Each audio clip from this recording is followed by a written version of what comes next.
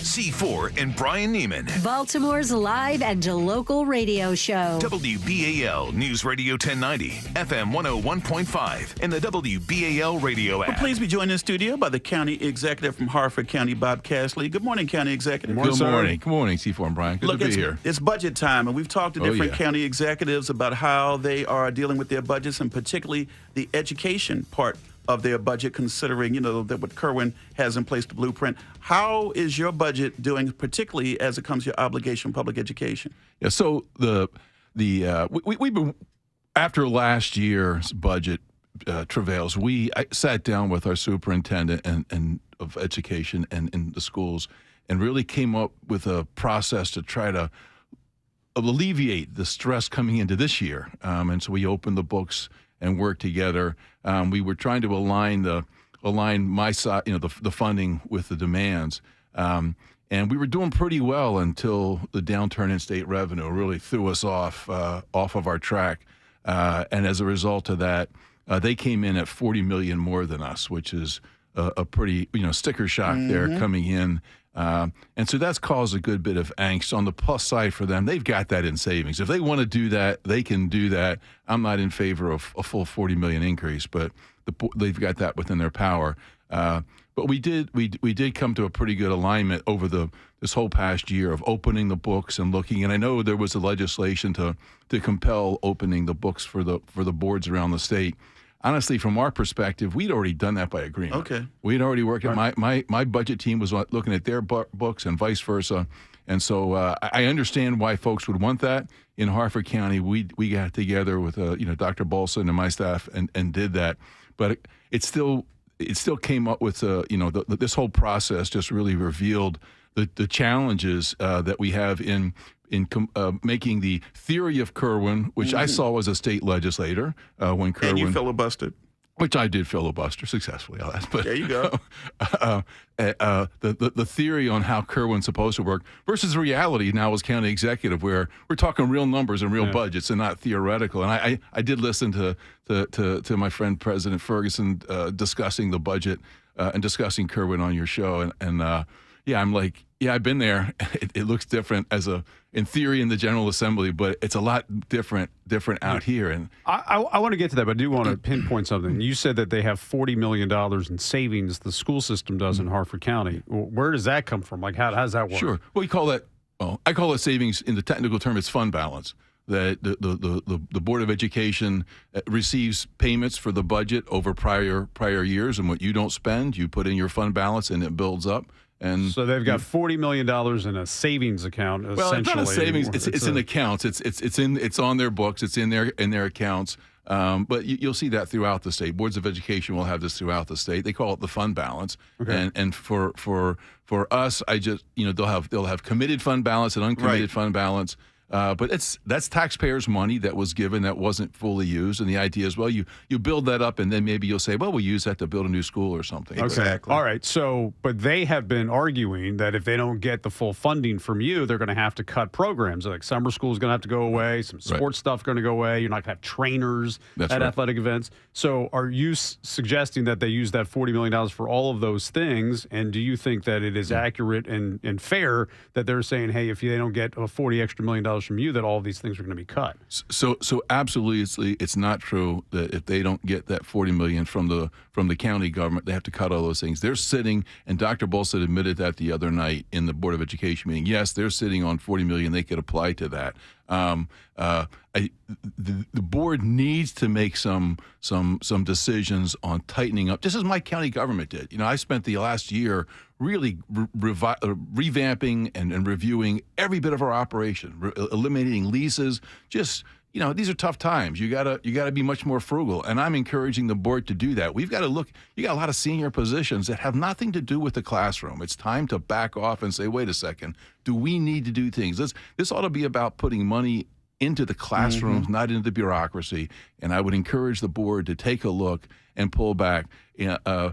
Throwing $40 million more just accepts the status quo. I would encourage them, which they could do. I strongly encourage them to say, let's look at this and let's let's not do 40. Let's pull back but you don't have to kill programs. But you gave them more money than they got last year, right? We took maintenance of effort plus another $1 million on top of that. Okay. Our plan was to go a little bit above that, but when state revenue went down, we lost $13 million off the top.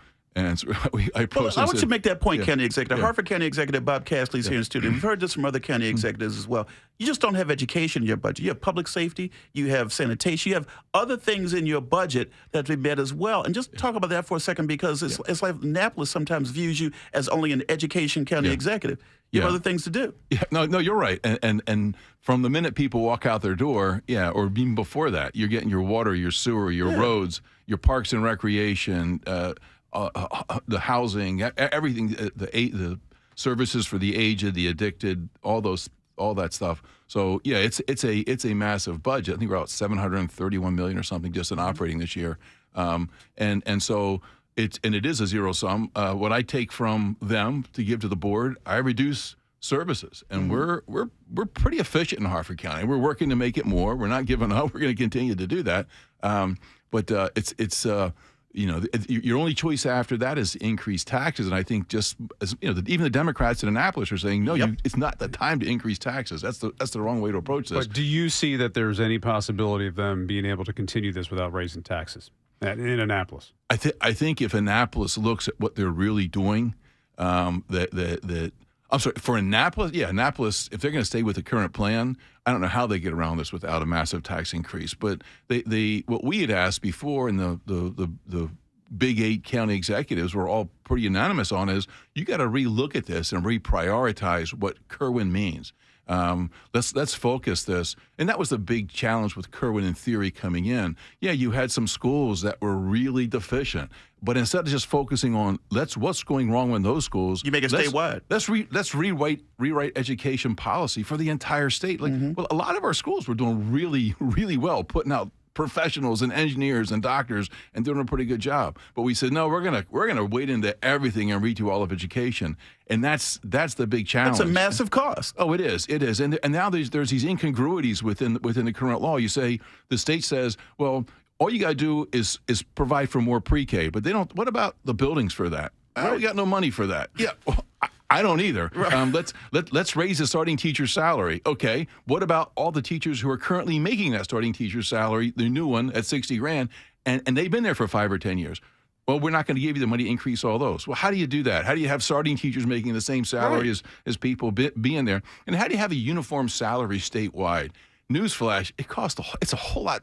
It's more expensive to be a teacher downtown Rockville than on the Eastern Shore or far Western Maryland. Right. So the statewide thing, how do you reduce teachers' classroom time? Sounds great in theory, but when that teacher comes out, I can stop mowing fields to save money. Just don't mow the field, and the grass grows up, no big deal.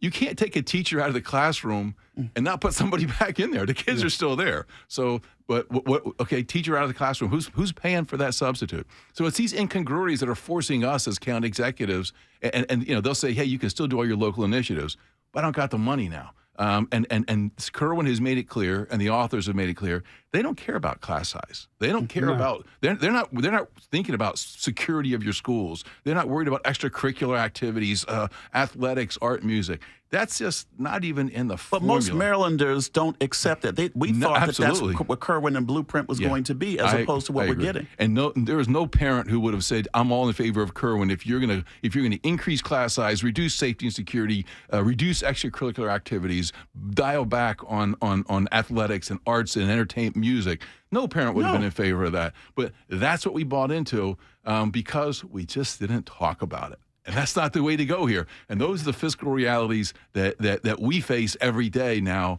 that Annapolis can pretend, in Annapolis fashion, but that's not even there. Don't talk about that. So but your budget is balanced. And our budget is balanced, and we're moving forward. I think we put appropriate focus on public safety. You got to do that. We're going to continue to work with our school board. in the coming years. And we're just praying that Annapolis has an epiphany and says, wait a second, this isn't all this isn't quite what as it was advertised. Let's start dialing back here and align theory with reality. Listen to the county executives a little bit. A lot of us have been in the General Assembly before. Yes. We understand the theory piece. I was there. A number of us have, but we need to focus on really get back to the basics here, right? And I'm from Harford County, the Ripken way. Focus on the basics and get it done, and that's what we got to do. County Executive Bob Cassilly, time always runs short on us, but we really appreciate you coming in. And maybe next time we talk, we can talk about how your county is dealing with the juvenile justice legislation in terms of dealing with the juvenile crisis really across the state of Maryland. Yeah. Always great to have you. Great to have you here. Appreciate it. Thank you. C4 and Bryan Nehman. WBAL News Radio 1090. FM 101.5. In the WBAL mobile app. It's great to have Bob Cassilly in studio to talk about Kerwin, because it's important to hear from the elected officials that, yes, what we believe is happening, and that we're not taking crazy pills, and that all of the other stuff that you will hear from other people and policymakers is spin. Yes, it is. And that the money just can't go around, and there's no way that residents of Maryland will be like, sure, we'll give the most money ever to the education system, and in exchange we'll get cut programs, increase class sizes, all of that. And by the way, not much mention of educational outcomes. Look, what Bob Cassilly is saying isn't different from Mark Elrich is telling us, or from what County Executive Calvin Ball is going to tell you tomorrow when the programming note, Harford County Executive Calvin Ball will be on the show tomorrow. They all are facing realities, and Annapolis is living, I'm sorry, in Disneyland. They're living in a non-reality world where everything they say down there sounds great. Bob Cassilly said when he was down in Annapolis, it sounds great, right? But then you got to go do it, right? And when you do it, you're like, wait a minute, what is this? But those others will soften the rhetoric. Like Johnny O was in here saying, well, if you look at the class size studies, they'll tell you that if you're not under 14, it really doesn't make a difference if it's 23 or 24. Well, tell that to the mom in Towson whose kid's Algebra 2 class has 31 students in it.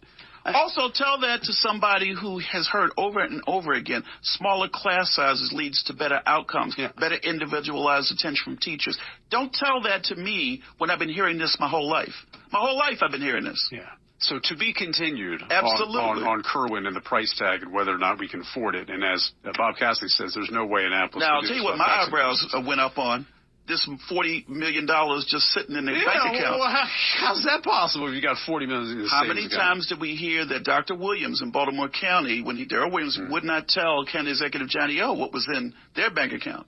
That's one of the issues they had. See, it's all this money, Brian. There needs to be an audit to figure out what monies they have sitting in these accounts. It is remarkable. For the program that was passed and that is in law and how much it's going to cost.